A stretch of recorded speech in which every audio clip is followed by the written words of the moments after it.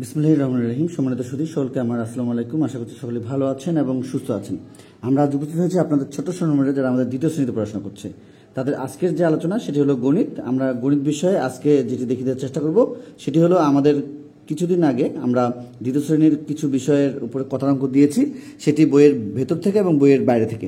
আমরা আজকে যে আলোচনাটি রাখছি সেটি হলো আমাদের পৃষ্ঠা হলো আমাদের 68।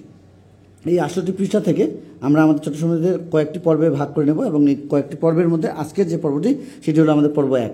এই পর্ব 1-এ আমরা আজকে দেখিয়ে দেওয়ার চেষ্টা করব 3টি সমস্যা এবং তার সঙ্গে সমাধান। আশা করছি আমরা প্রথম থেকে শেষ পর্যন্ত ভিডিওটিতে সময় দেবো। তো আমাদের এখানে 2, 3, 4 এই তিনটিকে আমরা একটি পর্বে রেখেছি।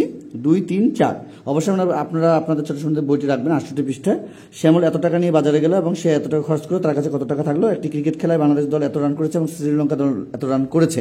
এ ধরনের একটি বিষয় রয়েছে, কোন দল বেশি রান করেছে এবং কত রান বেশি করেছে এটি, এবং একটি বিদ্যালয়ে এতজন শিক্ষার্থী আছে, ছাত্রীর সংখ্যা এত, ওই বিদ্যালয়ের ছাত্রীর সংখ্যা কত। এই ধরনের 3টি সমস্যা এবং তার সঙ্গে সমাধান আমরা দেখিয়ে দেওয়ার চেষ্টা করছি। আশা করছি আমরা প্রথম থেকে শেষ পর্যন্ত ভিডিওটিতে সময় দেবো। আচ্ছা, তো আমরা সমস্যাটির সমাধান হিসেবে শ্যামল বাজারে নিয়ে গেল, আমাদের নিয়ে গিয়েছিল হলো 385 অর্থাৎ 385 টাকা। তো এর সাথে আমরা যে কাজটি করবো সে খরচ করলো 253 অর্থাৎ 253 টাকা।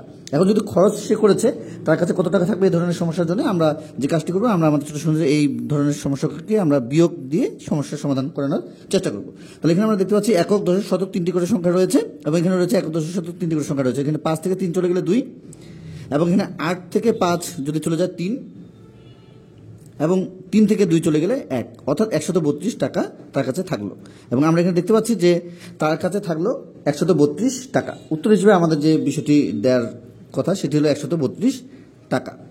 এখন কথা হলো, যদি আপনার ছোট সময়দের যদি স্কুলে অতএব দিয়ে বা এই ধরনের সমস্যা দিয়ে সমাধান করে থাকে তাহলে সেই বিষয়টি আপনারা লক্ষ্য রাখবেন এবং সেই অনুযায়ী আপনাদের ছোট সময়দেরকে শেখানোর চেষ্টা করবেন। চলে যাবো 3 নম্বরে, যেটি বলা হয়েছে যে একটি ক্রিকেট খেলায় বাংলাদেশ দল এত রান করেছে এবং শ্রীলঙ্কা দল এত রান করেছে, কোন দল বেশি করেছে এবং কত রান বেশি করেছে। এখানে 2টি সমস্যার সমাধান একসঙ্গে করতে হবে। আশা করছি আমরা প্রথম থেকে শেষ পর্যন্ত ভিডিওটিতে সময় দিলে আমরা আমাদের ছোট সময়দের এই ধরনের সমস্যার সমাধানগুলো করাতে পারবো। বাংলাদেশ দল করেছে, আমাদের এখানে ছিল 3, 5, 8 অর্থাৎ আমাদের 358 রান। এবং আচ্ছা, এরপরে আমরা দেখব শ্রীলঙ্কা দল করেছে 3, 1, 2 রান অর্থাৎ 312 রান। তো এখন কোন দল বেশি করেছে আমরা দেখতে পাচ্ছি যে বাংলাদেশ দল বেশি করেছে এবং কত বেশি করেছে সেটি আমরা বের করবো। সেটির জন্য আমরা অবশ্যই বিয়োগ করবো। তাহলে 8 থেকে 2 চলে গেলে 6 এবং 5 থেকে 1 চলে গেলে আমাদের 4 এবং 3 থেকে 3 বিয়োগ করলে 0, সেক্ষেত্রে 46 রান। এখন আমরা যেটি সমাধান করব সেটি হলো, এখানে আমরা যেটি লিখব সেটি হলো যে বাংলাদেশ বেশি করেছে, বাংলাদেশ বেশি করেছে এত রান, বা বাংলাদেশ দল বেশি করেছে এত রান। এখন উত্তরের ক্ষেত্রে আমরা যেটি করব সেটি হলো যে বাংলাদেশ দল বা বাংলাদেশ বেশি করেছে এত রান। আচ্ছা, আমরা বাংলাদেশ দল দিয়ে দিই, বাংলাদেশ দল বেশি রান করেছে, এই একটি বিষয়। এবং আরেকটি এর সঙ্গে আমরা দেব সেটি হলো 46 রান।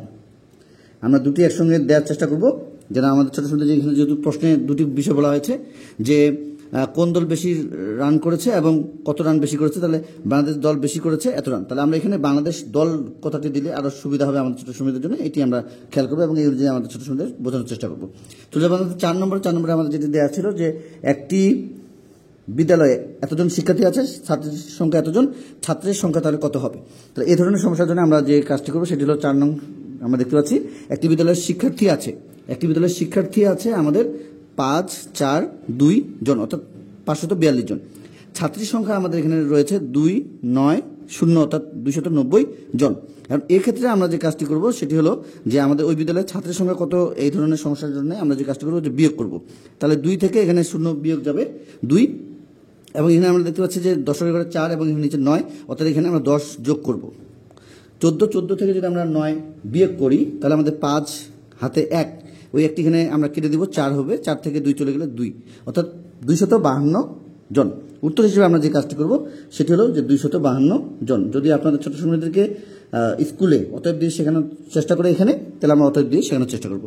যদি অতএব দিয়ে না থাকে তাহলে আমরা উত্তর দিয়ে সরাসরি শিখে রাখার চেষ্টা করবো। তো আমরা আজকে দেখে দেওয়ার চেষ্টা করছিলাম আপনাদের ছোট সময় যারা আমাদের দ্বিতীয় শ্রেণীতে পড়াশোনা করছে তাদের পৃষ্ঠা 68 থেকে 2, 3, 4 এই 3টি সমস্যা এবং তার সঙ্গে সমাধান দেখিয়ে দেওয়ার চেষ্টা করছি।